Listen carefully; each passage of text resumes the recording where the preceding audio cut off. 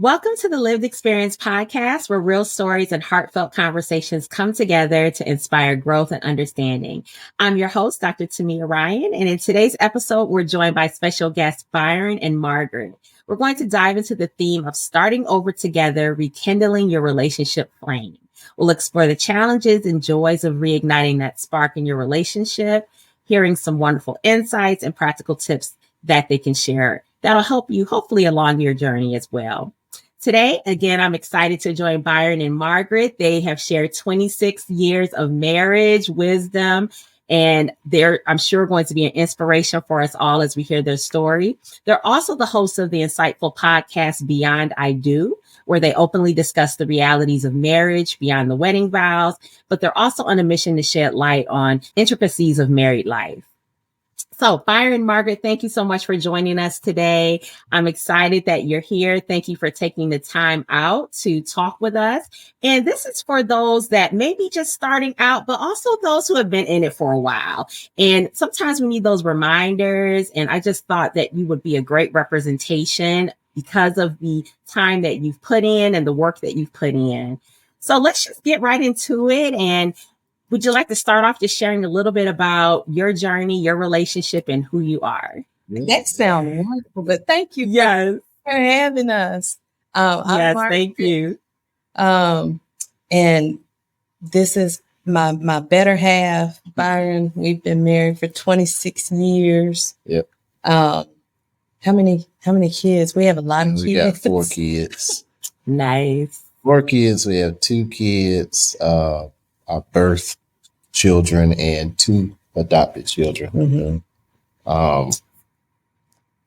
So we'll start with the short version of the story. Yes, please.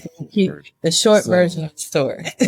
The foundation of the Beyond I Do podcast was sparked from Steve Harvey's television show. And they had, several couples up there, and the oldest couple had been married over 50 years. So, they asked the common question, well, how did you guys make it for 50 years?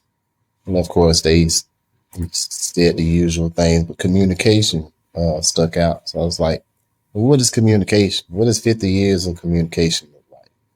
And so when I approached her about doing the podcast, I thought, and she's an introvert, so she's not finna go for this. And had to push her a little bit. Yeah, if I want to do something, I want it to be meaningful. I don't just want to get on and talk about just anything and everybody. So when I approached her about it, she was like, yeah, let's do it. And I was like, oh, okay. So, that launched us. We waited for what? A year. We took a year of planning.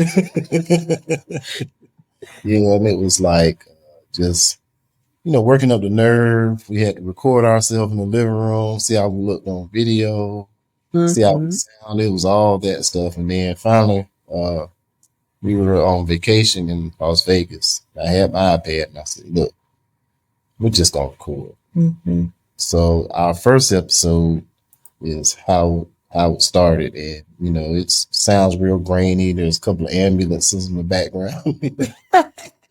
We knew nothing about recording. We just hit record. And, it's been a great journey since then. Yes. Now we're at the stage where, we shared our life, we shared our history, we shared tips, we shared everything in our first year. And this year we started out interviewing guests. When she did the request for guests, I was like, I don't know about all that. I want to, kind of keep things where they are. But I tell you, it's been a wonderful experience. And all of that is our love for love. Yep.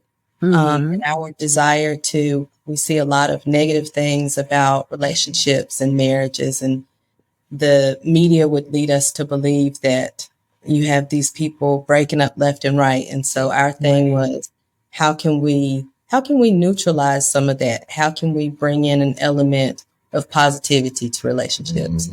And so that was our thing. We are happy. We are a happy, healthy couple, and we love each other and like each other. And we want for others to experience that if that's what they choose. Yes.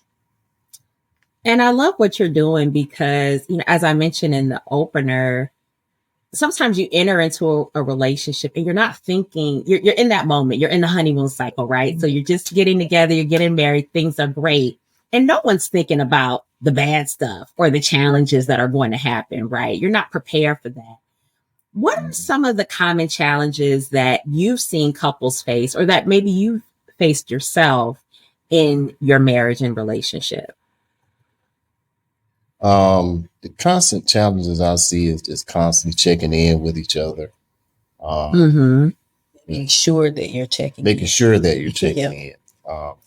People get in kind of a rut. They get into a routine. You're working. If you have children, you have to tend to the children, daycare, school, just basic activities on top of work. It's easy to just get lost in the shuffle. And the thing that people need to do is check in with each other. We started out with child. Right. We were married one Saturday and our child was born the following Saturday. Right. So we spent our entire marriage as parents. And, learning how to raise a child and then stay connected was our challenge, but we did it by, we had help along the way, with friends and family, but we did it by keeping connected with each other, and, people were, trying to be involved in any kind of negative way. We shut them out. That was where friend or family, we shut them out. It's like, making sure that you focus on each other, right, and that you do what works for you. And so, like he said, we were young. We were 22 and 23, so we were young, inexperienced. So, of course, your family members, we had church members who wanted to help, who would share things. But in the end, we would have to come together and the two of us would have to make those decisions because we were going to have to live with the outcome. Right. And so definitely those check-ins, but also making sure that we put our spouse first. We put each other first. Yep. And I like to even say we put the marriage first. So sometimes I have to put my feelings aside because my feelings aren't healthy for the marriage at the moment. And so if we put that relationship first and focus on making sure that relationship is healthy, that helps us get through those rough times. And I love what you said because you mentioned how we're busy, we're caught up, and we have our individual lives, right? And it's trying to balance. You don't want to lose your identity, your individuality, but you still have to remember that you're in this partnership. How have you balanced that just throughout your marriage and your journey of still maintaining that individuality, but also remember, oh, wait, I need to check in. I can't be too far out there. How do you all balance that? So one of our main things is to foster our friendship. And we're best friends. When people say that, this might be like we're best friends, we enjoy each other's company. Yep. And so we have shared hobbies and things like that we participate in, but we also have our separate hobbies and things. One way that we remain connected is we try to pull the other one into that. So, sharing those things still gives us a sense of individuality in that he rides motorcycles. So he still rides motorcycles. Sometimes he goes with his friends and does rides, but then there are times that I share in that with him and I'll ride with him. So it's still not something that I feel left out of, but he still remains, connected, and it's still an outlet for him that if he needs to go ride by himself, I'm not, I'm not going to pout and say, I want to come too. And the flip side of that, I love to crochet. And so he spends time with me in the yarn store sometimes. Yeah. But I get that outlet and, and he shares in that with me. So it's a balancing act. I think too, we respect, we respect the differences in personalities and those Yes. boundaries. Mm-hmm. So like he mentioned, I'm an introvert. And Right. early in our marriage, he has a huge family. He's the youngest of 10. And so family gatherings consisting of his siblings and spouses and extended family and his neighbors. And sometimes that would be too much for me. And so Right. we had to get to a point to an understanding of, okay, I'm going to have to sit this one out because I'm peopled out. Mm-hmm. He knows he doesn't take that personal. And it's not that I don't want to spend time with him. It's just that if I go, the outcome may be worse because then that I'm Mm-hmm. getting drained of energy. So that mutual respect, Right. I think is first and foremost when it comes to making sure you are respecting your partner as an individual. Yes. And also I want to reiterate that in the beginning, yes, you're thinking on an individual level. So if you're an outgoing person, you're thinking, well, she should be outgoing. So she should be just like me. Right. Mm-hmm. And that was a struggle. It really was a struggle. But then I had to learn and realize, okay, as I listened to her talk and listened to her tell me things, I realized that, she didn't have the same upbringing. She didn't come up in the same way that I did. So I had to learn to understand, okay, well, I need to respect her boundaries. I don't want to go. That's fine. Are you cool with me going by myself?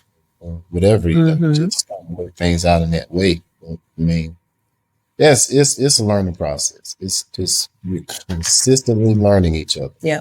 And we learn things Yes. about each other.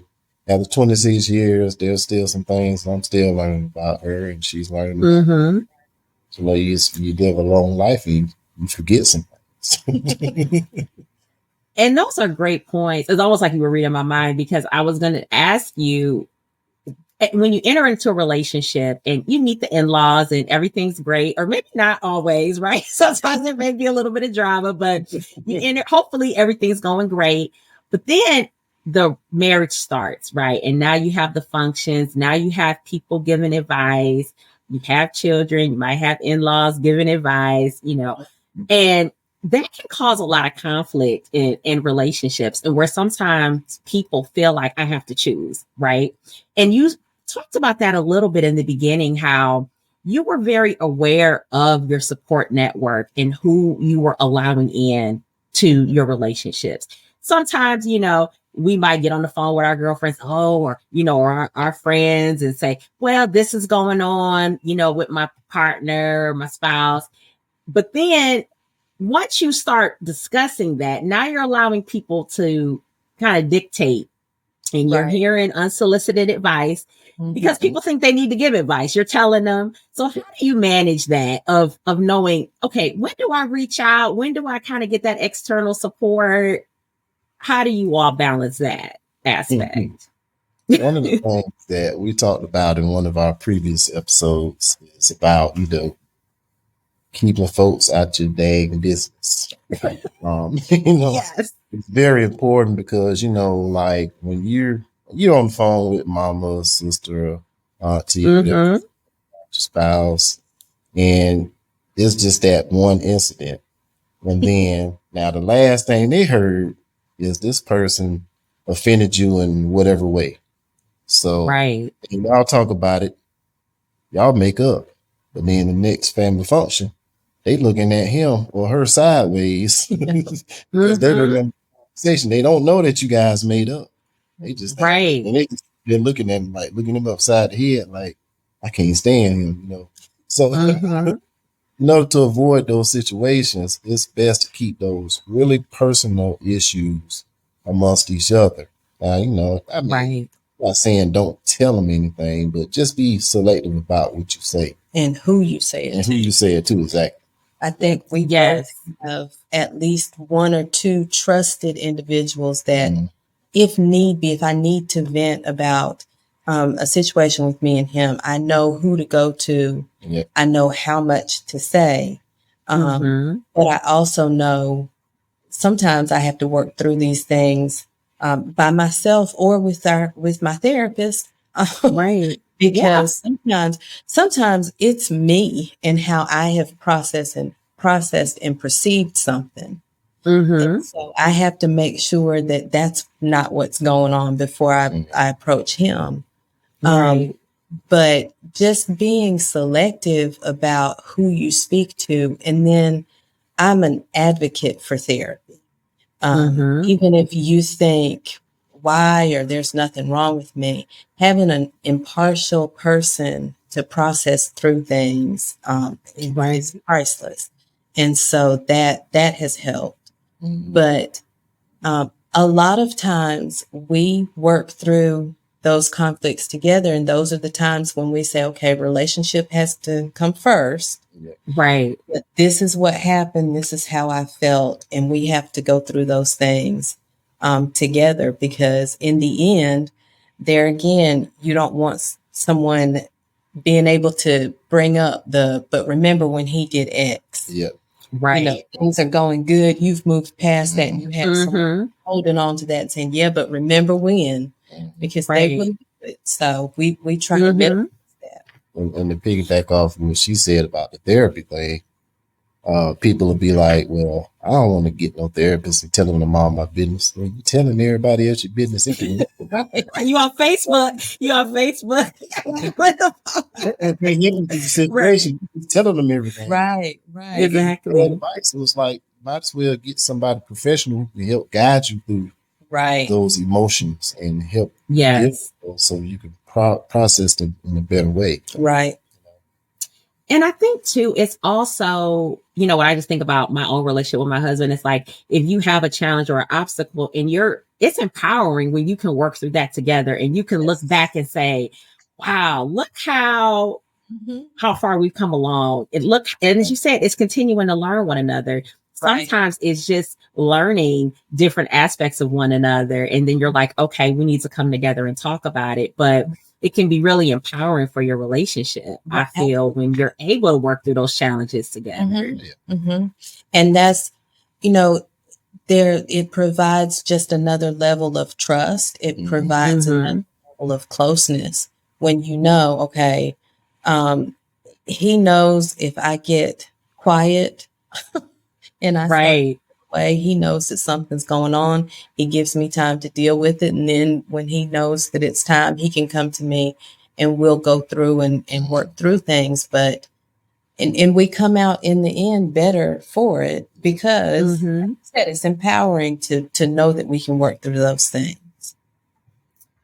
What role has communication played in your relationship and keeping sort of that flame alive? Because after a while, you might feel like, well, I know everything about him. I know everything about her. There's really I know how he is. There's really nothing new to learn. And you can kind of start making assumptions, right? Because you do know each other so well. And as you mentioned, sometimes we might not do that check-in. What role has communication really played in your relationship? Communication is the utmost important thing for us. One thing that people need to realize is, as marriages are evolving, you evolve as an individual, because you don't think the same way you did, first got married. Your ideologies change over time, So if you're evolving, then your thought process is evolving. So the course of checking in is like saying, well, hey, I know 20 years ago, she liked flowers. Well, 15 years in, she told me she didn't like flowers. So why am I going to waste money getting her flowers if she don't like them? Right. You know what I'm saying? Just, those are things that, communication can help solve issues, so there's not frustration. I call them ghost questions. Ghost questions. You end up what you ask yourself, like, does she still like me? Does she still care about me? Right. About, it's been a week that we hadn't had sex, things like that. So you can get those ghost questions answered by just communicating. Like, hey, check it in. Because there's sometimes, it could be professional things that are going on. with work that could be causing some issues. And, she wants to talk to somebody and doesn't have, the correct people to talk to. So we learn to lean on each other. I come tell her about, things that happen to me at work. She comes to me, we can grief, and it's like, hey, all right, well, this is how you should handle the situation.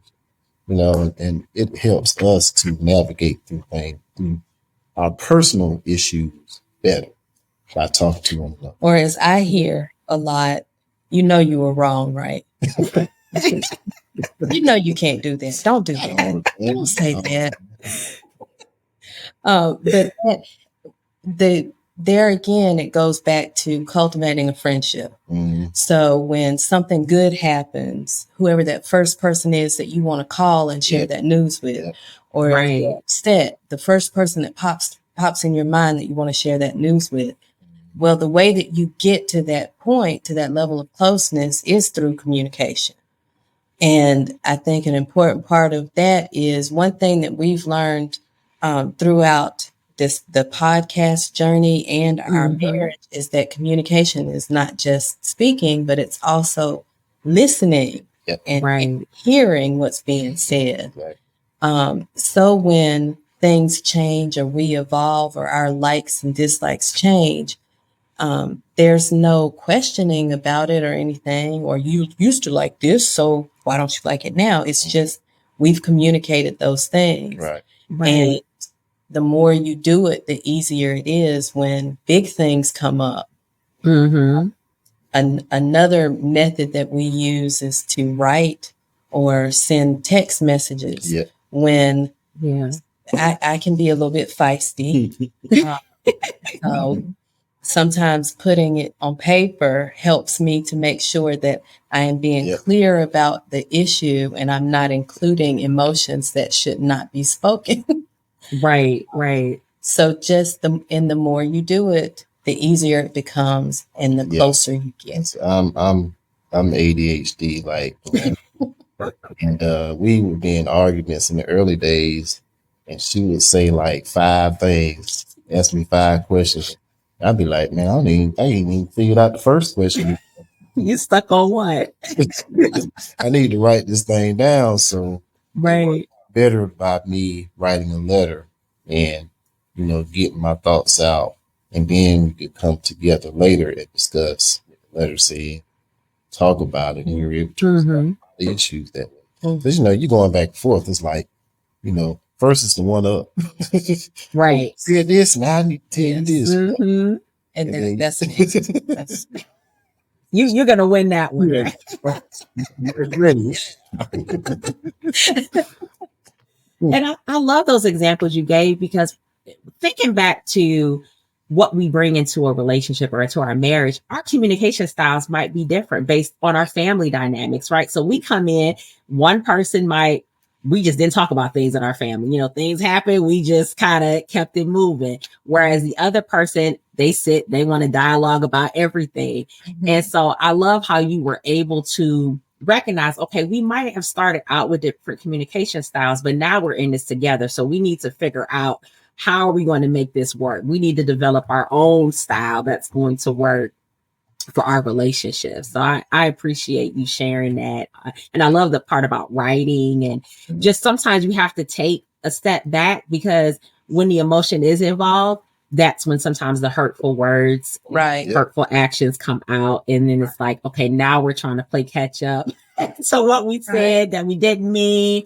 And it's like, we just take that step back. Let's talk about it when we both are at cooler points. Yeah. You can't unsay something. Yep. Right. So we've learned with our son, I stayed home with him for the first 4 years. And at one point he was working about an hour and 15 minutes away. And so hour and 15-minute commute both ways. And one evening I said to him, now, keep in mind, we were 22, 23 when we were young, had no clue what we were doing. But I said to him, I count the hours until you get home. And he said, you need a hobby. I stewed for Regret years. with all my utmost For life. years. You never go forget it. And we laugh at it now, Yeah. but Yeah. for me, because of the setting that I grew up in, I grew up as an only child. I had half Okay. siblings that didn't live with me. My parents' marriage was chaotic Mm. at the best of times. And so because of the setting that I grew up in, conflict it's not good. You Okay. argue, you fuss, you fight, somebody leaves. And so Mm-hmm. I can't let negative stuff sit. I Right. might walk into the room and say, do you have something to tell me? Mm-hmm. You know, You want to know. right. You can't catch me off guard. You have to. So when he said that, I stewed on that for a minute, and then eventually I let it go. I'm okay with it. But years Mm-hmm. later, I told him, I said, "Do you know what you said to me one time?" And he was like, "What? I said that? Well, I didn't mean." But you can't unsay those things. The 23, 24-year-old Byron that said that was new to life and new to life experience. Now, 48 years that, I'm like, dude, I want to go slap my 24-year-old self. You matured. Yeah, you're a whole different person. Right. Mhm. And that's the thing. We were young, we've grown, we've matured. Yep. And you have to understand that you do things and say things that look back and go, oh my gosh. Yeah. It's not where I meant that to fall. Yep. Can you speak to audience members who may be dealing with unresolved issues that they have maybe in their relationships? And you provided an example of hurtful words. And sometimes there's some things that might happen, infidelity, hurt, and the couple has decided that they are going to stay in it, right? Maybe they went through therapy, or maybe they've pulled in their support network. How do couples, what advice would you give to couples who've experienced those deep hurts and are trying to move forward through that? Well, first and foremost, if the decision is made to work through it, understand it's not going to be easy. Right. We've both had experiences with emotional infidelity. Mm-hmm. And matter of fact, just did a video. we did a video on it. And it's funny that happened in 2010. Yeah. Around 2010.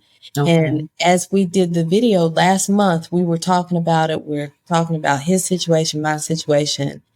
And the hurt and it was uncomfortable. The emotion. It's, talk about those things even now. Yeah. So understand that if you make the decision as to work through it, then you have to put the relationship first. Exactly. And so if I come to him and ask him, tell me again what happened, there is no, we're moving past that. Yeah. Right. You decided that you're going to do what it takes to save the relationship. Right. So you have to do what it takes.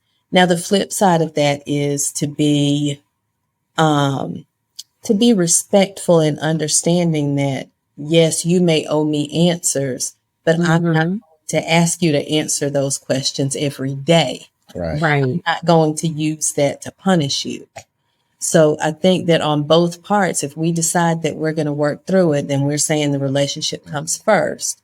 Then there's some individual processing that needs to be done. Yes. But then together, whoever the offender has to realize that there's going to be questions, there's going to be discomfort. But if the relationship comes first, then I'm willing to go through those things.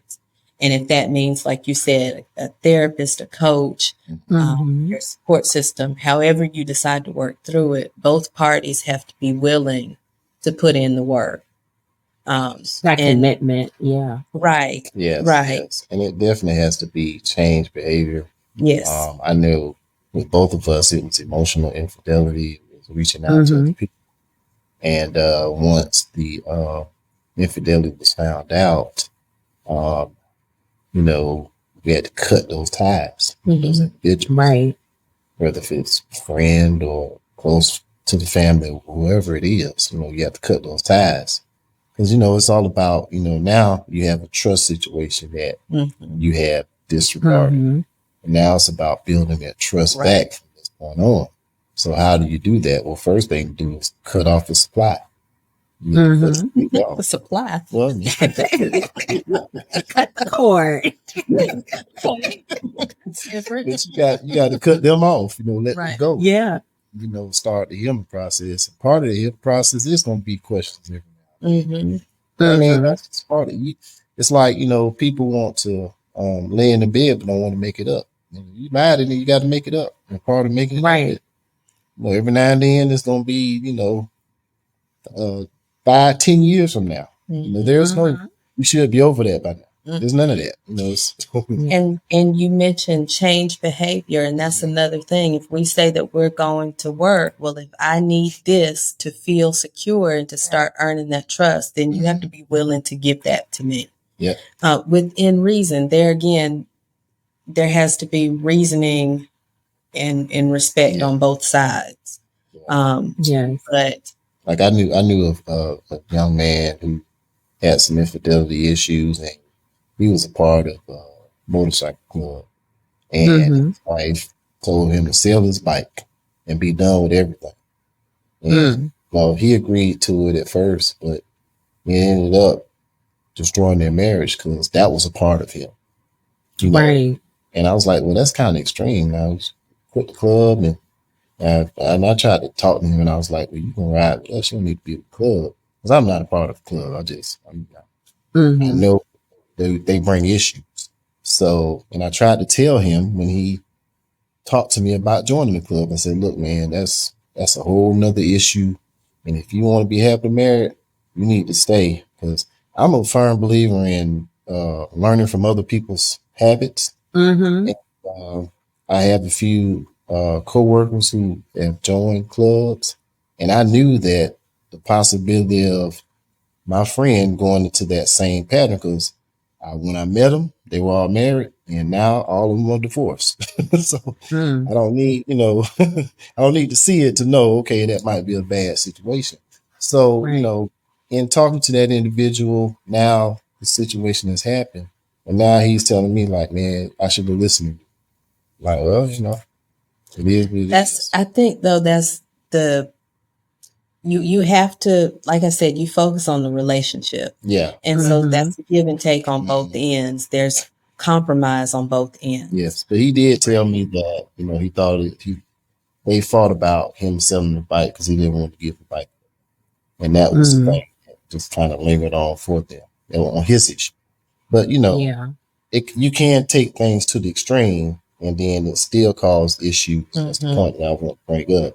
But you just have to create a balance, a balanced way of healing. You know, we're going to heal together. You know, yes, I will give this up. There are certain things, you know, just come together and, you know, just to disagree about some things, meet in the middle, compromise. Okay. It doesn't have to be an extreme, but it can be a meet in the middle.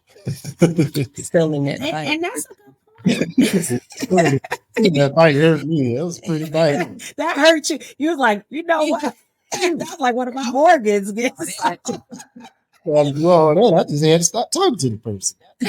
And it brings up a good point, because sometimes it's like it's like the old saying, like your yes mean yes. So it's like if you agree to it, you gotta. That's why you gotta have that communication and those conversations, because it's like, okay, now am I really okay with this? And if I'm not, okay, we need to talk about it.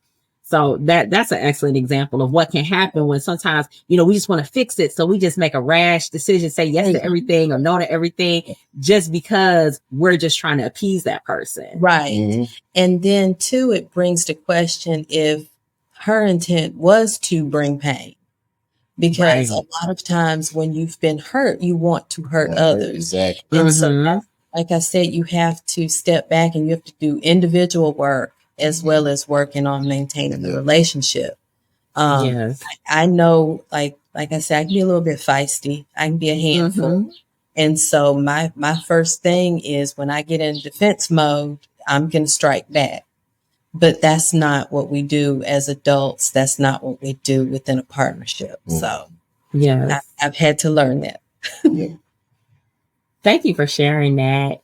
As we sort of pivot and think about the topic of rekindling the flame, y'all have been in it for a while. Y'all been doing this for a while. How do you keep things fresh? Because, it's great to say, hey, let's take a 10-day vacation. We're not always able to do that, right? But vacations are nice. But what are some other ways that you just keep things fresh? You keep things alive in your relationship? Mm. So we, like you said, you can't always do the 10-day. Here recently, we have 2 adult children that are home. Okay. And we just needed a break. Yeah. And so one night, an hour away, just to get away, just to be able to look at only each other, Mhm. to be able to breathe. So definitely you can't do the 10-day thing, but you can go get a hotel room even in your own city, just to have Right. that time to get away, get out of the house and breathe. Yep. Another thing is I know that a lot of people are big on date nights. For me, sometimes that can cause a level of anxiety. You think it has to be this big fancy thing. And so Right. my thing is, you have day dates or you just spend time together. You do, you go see places in your town, or you take a road trip and go visit somewhere, that you haven't been. But just those things that are a little bit lower pressure type thing. Yeah. Having those routines and rituals. So when he works a swing shift, and so there are nights that we don't sleep together, we don't see each other until the next day when I get off of work. Before he goes in, we try and sit down and watch an episode of Dateline. Okay. When he's off after dinner, we sit down and we watch an episode of Dateline. So we have those things where that's our time to connect. Yeah. A lot of times the episode we've seen before, so it's kind of playing in the background. Right. He's doing his thing, I'm doing my thing. And that's our time to, did you see this? Or that's just our time to connect. Yeah. Um, It's just making the time for one another, whatever way you can. I think the weekend getaway is a good, destination less vacation time. Not going anywhere. We're just gonna lock up in the hotel room, maybe order in some food, go pick up some food and bring it back and just breathe. Right. Talk. Do those hobbies that you play some board games, do something fun, with each other. I think that's the best way to reconnect, because you don't have the outside influences kind of stepping in. Yeah. Have the kids, bother you, And you talked about, thank you. I love the day date because I like doing that too, just like going to lunch. Like it's just nice. It's like it's a break during the day. We're going to lunch, and you talked about in the beginning how when you got married, you had your family already. Your family was there. You had a child already, and a lot of people had that similar experience of having children. How do you navigate that, or how have you navigated just balancing children, work, and then still maintaining that connection? So though, like I said, those little routines, we're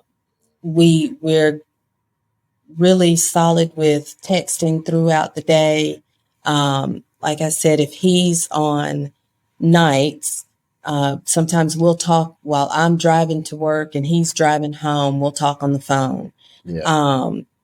We've always been intentional with our relationship. And that has been known throughout our family. We had a wonderful support system when our kids were younger. My mom, his sister, and niece were very involved. So we had available babysitters if need be. Yeah. We do new things together. We explore together. Our kids as adults will tell you, that we like each other more than anyone else, even them. So they understand the importance of that relationship. And for me, it was important for them to see our relationship be healthy and happy. And so that's something that we've always been intentional with. And I will go back to it time and time again, our friendship. We like each other. And because we like each other, it's not hard to find those ways to reconnect and to do things. And one of the things too that, like, when the kids were younger, of course they were involved in different activities. We had to, negotiate on, who was going to do what. I couldn't expect her to, she would take the kids to the games. I had to work nights and whatever. But when I was off, I couldn't just expect her to continue to do it. I had to, step up and say, okay, well, I got them, tonight that I'm off. You know what I'm saying? Just things like that. It's, checking in with each other, reading the room. And she tells me she had a stressful day, or she didn't have a great day, even when I'm off. Even if she said that I would take them to practice, I'll be like, oh no, you just sit at home. I'll take them to practice now. Just learn to, that communication with each other helps to solve those, because, it's always those little things that tend to add up and to boil over into a big situation. So you got to take care of those little fires. There also has not been a time where we had these set roles and responsibilities in terms of our house and in parenting. And you said something about not starting good with the in-laws. I didn't. I can pinpoint every little moment where she had more evidence to not like me. And it's okay, because in the end, we did get along. But our son, he was an infant, and we had gone to church. And so it was me, him, our baby, and his mom. We were eating, and we had just gotten done. And the baby had been fed, and he used the restroom, so he was going to go change him. And he said, I'll change his diaper. And he picks him up. He picks up the bag. And as he's walking off, she said, he doesn't mind doing that. Well, he didn't mind making him. Like, there was never any expectation that, I had to do this and that, and he would only do these things. So when it came to parenting, when it came to household chores and all of those things, cooking, it had to be done. So whoever was there cooked. We knew that our household had to be taken care of, so we did that. Yeah, there were many days when I worked night shift, and I would go to work at 6 in the evening, and I would, get up that day and cook dinner for the kids, and plate, and then go to work. And we just did what worked for us, day to day. I love that. Yeah, it's really writing your rules for your own relationship, and I think, as we talked about and you shared, and I want you to share your podcast information again too here in a minute. But as you talked about what really inspired you to get into your podcast was seeing these descriptions of just marriages breaking down, relationships breaking down, the negative, right?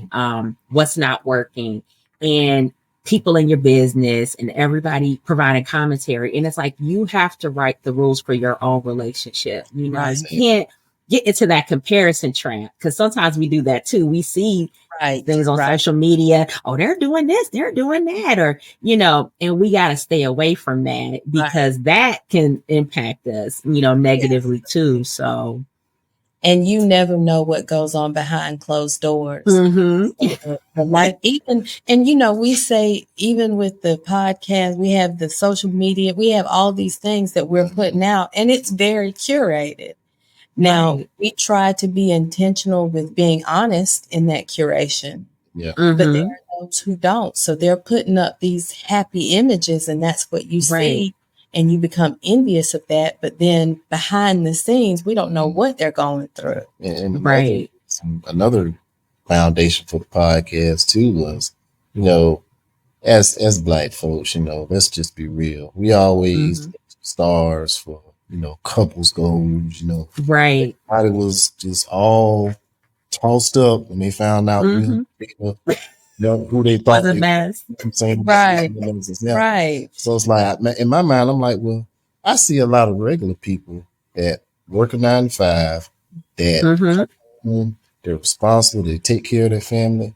I mean, they're just great examples of people who married. You know what I'm saying? So that was another reason why we wanted to put the podcast out there. Like, there are some regular people out there that's doing the thing. They need to be recognized too. So that's what we promote.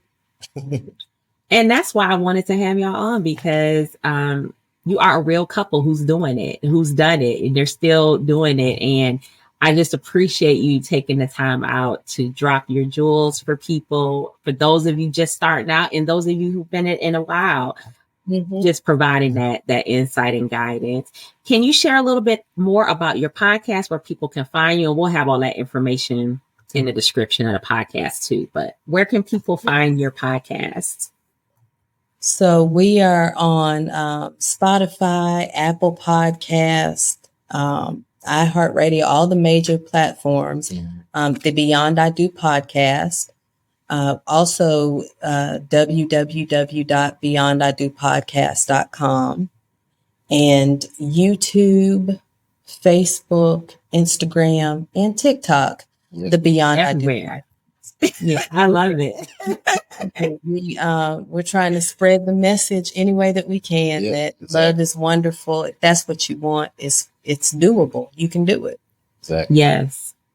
Well, I appreciate both of you. Is there anything you'd like to just leave the listeners with, in recommendations, tips, any final words? One of the things that we push, that people always say, you got to love. It takes love. And we strongly believe like over love. And the reason why we say that is because, there are people you love. You love your mother, you love your father, you love your children. But that doesn't mean you want to be around them all the time. So your mate, you have to really, truly like them in order to spend that time with them and want to invest in them and want to do those things for them. Yeah. So like over love. That's what we like to promote. Build that friendship. Build that friendship. I love that. Friendship, communication. That's all the great things that I'm hearing from your testimony and journey today. So I appreciate you. I'll have your contact information available so people can check out your podcast and look you up. And I hope to have you on again soon. And to all the listeners, thank you so much for taking time out of your day. We have more episodes on the way, and I'll see you soon.